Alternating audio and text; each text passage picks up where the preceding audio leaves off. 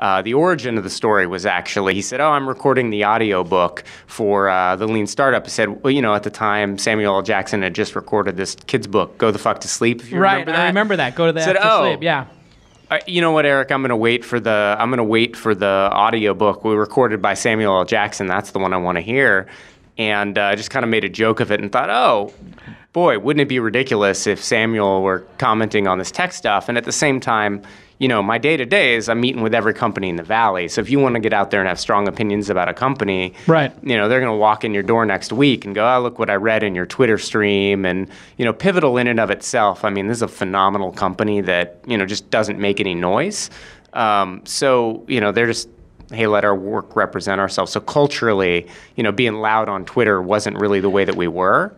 It is one of these things where, like, you think about the internet was supposed to be this great way to increase freedom of speech, to increase people's ability to express themselves, but the permanence and the ability to search and find that permanence and amplify missteps or things that might be on the edge of free speech has actually, in a way, turned the internet and platforms like this into the anti-free speech mechanism in a bizarre way. I think that's true. I mean, I think in some political respect, correctness, you know.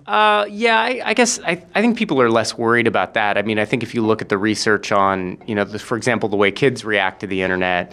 I mean, we talk about political correctness and we talk about these things a little bit in our world. But I think, you know, if you're looking at what teenagers are doing, you know, they're using Snapchat not because they're worried about political correctness. They just, the ephemerality of it is important.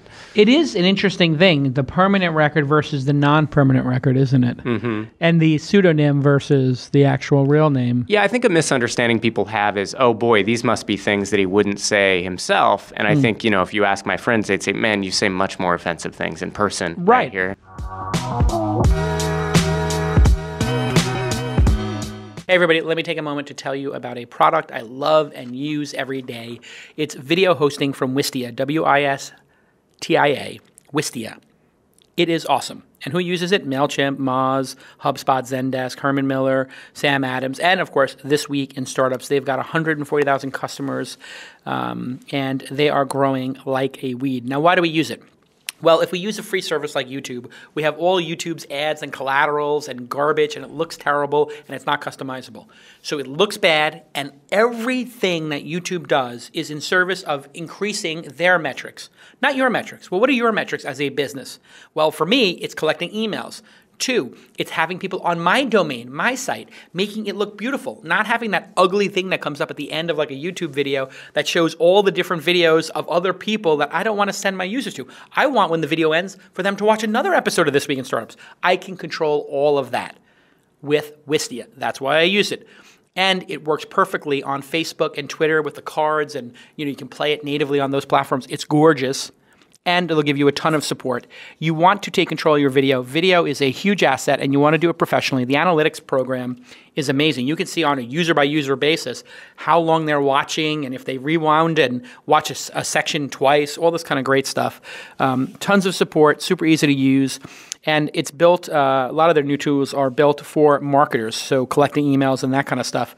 And you don't have YouTube or Vimeo doing that kind of stuff. Those platforms have their own goals, which is selling ads and keeping people on their platforms and stealing those users from your platform. Start your 2-week trial for free on Wistia, wistia.com/twist. No credit card is required because they're so confident that you're going to love the service like I do. And you can upload as many videos as you like. Wistia.com/twist, W-I-S-T-I-A, Wistia.com/twist. I love the product. I love the team. And it's been fantastic for us. We got control of our own videos again, and we are now collecting emails every day, dozens of emails every week, hundreds of emails every year, thousands of emails to build our direct relationship. That is, not have an intermediary between it, telling us how we can talk to you, our fans. We have a direct relationship. It's brilliant. I love Wistia. All right, let's get back to this amazing episode.